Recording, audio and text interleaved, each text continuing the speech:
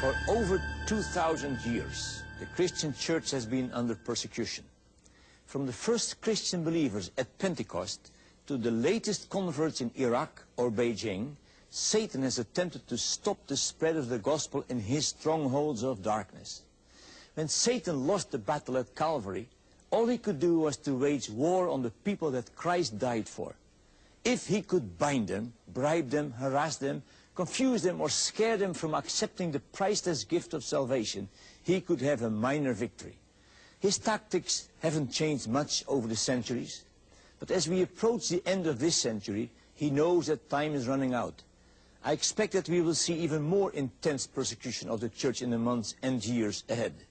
One of the hotbeds of persecution today is China. Behind the bamboo curtain, there are over 1 billion souls, and the vast majority have never heard the good news of Jesus Christ. The church in China is under intense persecution, but it is growing much like the first century church. I persecuted Christians, hounding them to death, binding and delivering both men and women to prison. These words are from one of the most famous persecutors of the faith, Saul. Even today's leaders of China look tame when compared to Saul's intense persecution of Christians. I believe the letters of Paul provide us with great insights into what is now happening in China and what will happen as Paul's message is delivered through an army of brave new messengers sent by God.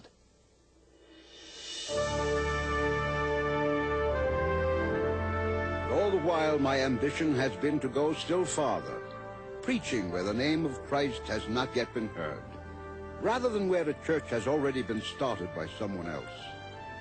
I have been following the plan spoken of in the scriptures where Isaiah says that those who have never heard the name of Christ before will see and understand.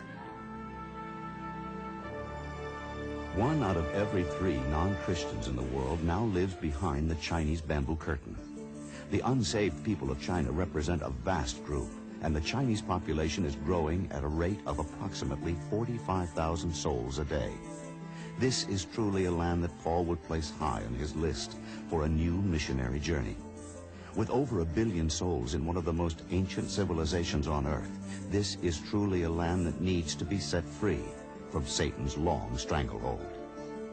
China has been blinded by false religious beliefs from its earliest days. Over 1,500 years before Christ, there is documentation of Shang dynasty prayers to idols and ancestors. The false religions of Confucianism, Taoism, and Buddhism grew for years. Then, in 1921, the Communist Party began in China, and by 1949 it took over all of China and began to increase persecution against Christians. The official religion became atheism, and Christian churches were closed. Leaders were arrested, and Bibles were destroyed. Some even lost their lives for their faith. Today, the communists are still in power, even though the world cried out at the events that took place in Tiananmen Square during June 1989. Today, Christians still have to carefully conduct church services in homes and be prepared to face persecution. Church leaders continue to be arrested as the old men now ruling China are frightened by the growth of the church, in spite of all their efforts to stamp it out. One of the many persecuted Christians is Pastor Lam. Twice he was thrown into prison, once for 20 years. He has seen all forms of persecution, but he also has seen God do amazing things. Before I went into prison, our audience, every week, not more than 400, only one time. After I came out from prison, up to 900 3 times. 1990, 3 years ago, they closed our church, confiscated many things away. Before confiscation, we have 900. After confiscation, now we have 11 to 1200. You see, the more persecution, the church grows. And the government asked me, "You preach again?" I said, "Yes." "Oh, we closed the church." I said, "You had closed, but they come back again." "You called them not to come." I said, "You had called them not to come, but they come."